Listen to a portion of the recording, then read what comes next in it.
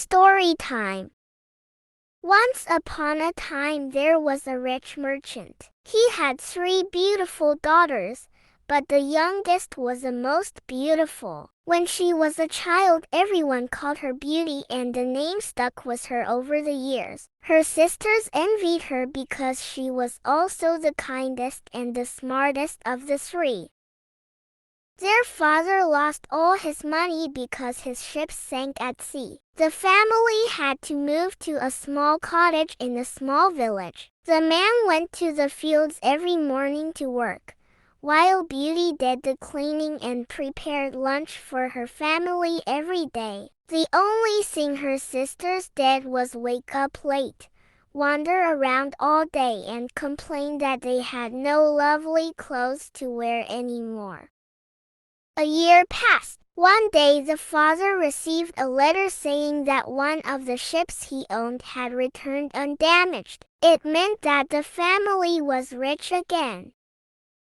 When they heard the news, the older sisters made a list of things they wanted their father to buy for them: dresses, hats, shoes, earrings, bracelets, and lots more. "Would you like me to buy something for you too?"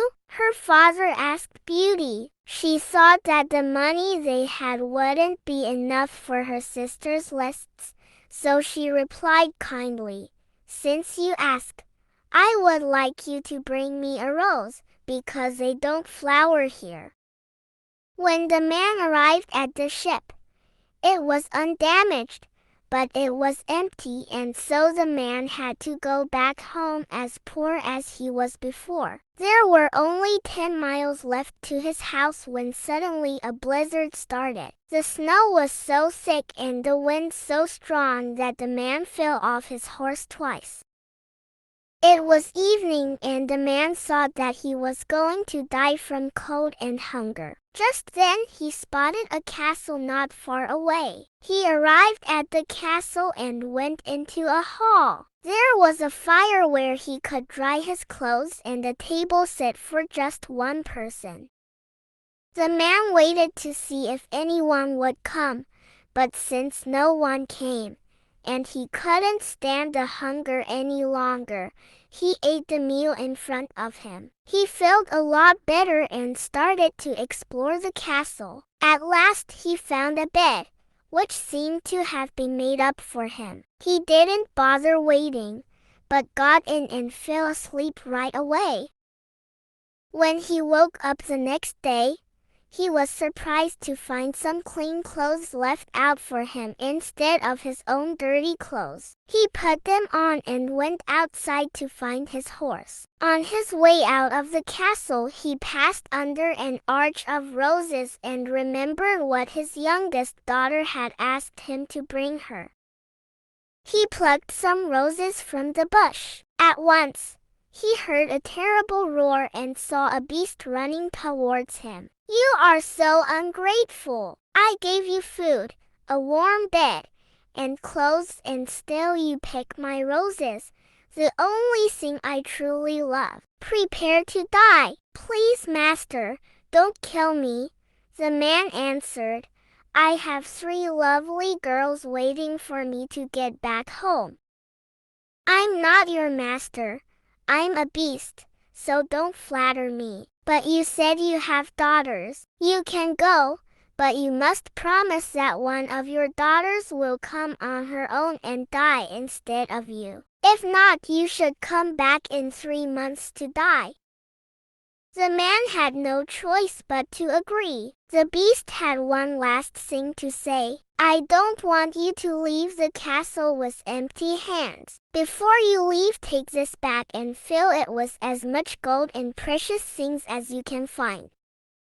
The man went home. He was very sad. He gave Beauty the roses he had taken from the beast's garden and told everyone what had happened. The older sisters started crying, but Beauty stayed calm. "Why aren't you crying?" demanded the sisters. "Father is going to die just because of your silly roses." "Father won't die," she replied. The Beast told Father that he could send one of his daughters, and so I'm going to go. Nothing could make Beauty change her mind. The next day she left with her father to go to the Beast's castle. On the way, her father told Beauty about the gold which the Beast had made him take. She advised her father to use the money as a dowry for her sisters. When they arrived at the palace, the Beast met them. "Did you come here of your own will?" he asked. "Yes," Beauty replied. "Your heart is too good," the Beast exclaimed, and told them to have dinner and sleep well. "Tomorrow morning you can leave the palace," the Beast told the man.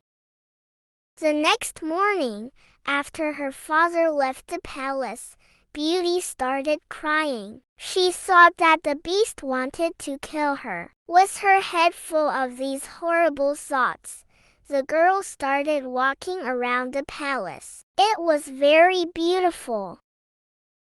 To her surprise, she found a room which had a sign on it saying, "Beauty's Chambers." She opened the door and saw a lovely room with piano and library. "The Beast doesn't want me to get bored," she thought, and regained her courage. "If only I could see my family, everything would be perfect," she thought, and at that moment the mirror on the wall showed her home. She saw that one of her sisters was getting married, but then everything disappeared. "This probably means he doesn't want to kill me." At dinner time, she went into the dining room and saw that the Beast was there. "Can I watch you while you eat?" he asked. "Of course," Beauty replied. "You are the master here." "No," the Beast replied. "You are the mistress of this castle. If you want me to leave, I will go right away." "Tell me, you find me disgusting, don't you?" Beauty couldn't lie, so she answered, "Yes, indeed I do, but I believe you have a good heart." "You are right. Not only am I disgusting, but I don't have any brains either. I am a beast," he said, and left her to have her dinner alone. The next evening the Beast entered the room around dinner time and asked the Beauty a question which shocked her. "Will you marry me?" he asked. "No, Beast," she answered. He sighed and left the room again. This is how they lived for 3 months. Beauty's happiness would have been complete if the Beast didn't ask her one and the same question every evening. One day Beauty was standing in front of the mirror and saw her family again. She saw that her father was very sick. She ran to the Beast and told him what she saw. "I promised never to leave you, but if you don't let me go, I will die from sorrow," she said. "You can go visit your family," he said, "but you must promise that you will be back on the 8th day. When you are ready to come back, you should just put your ring on the table."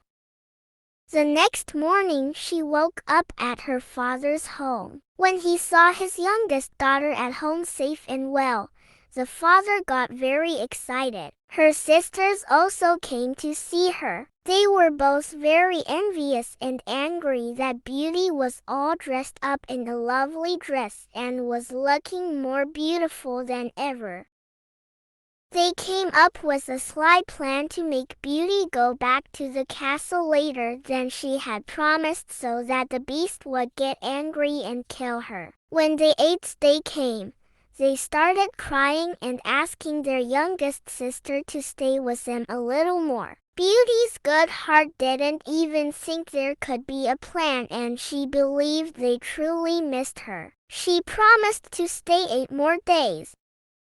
But on the 10th day, Beauty had a dream. In her dream, the Beast was lying in the garden almost dead. She woke up and put her ring on the table. The next morning she woke up in the castle. She called for the Beast, but no one replied.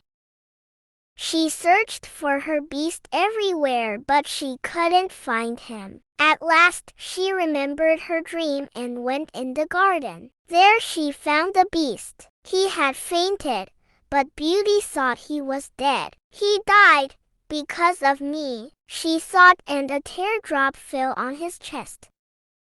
As soon as Beauty's tears dripped onto his chest, Beast turned into a handsome prince. Beauty was amazed. "I was turned into a hideous beast by a fairy long ago, because I didn't let her shelter in the castle when there was a storm," Beast explained. "Only finding true love could break the spell." "Will you marry me?" Beauty agreed happily, and they lived many long years together in the castle. The end. Thanks for watching. Don't forget to like, comment, and subscribe.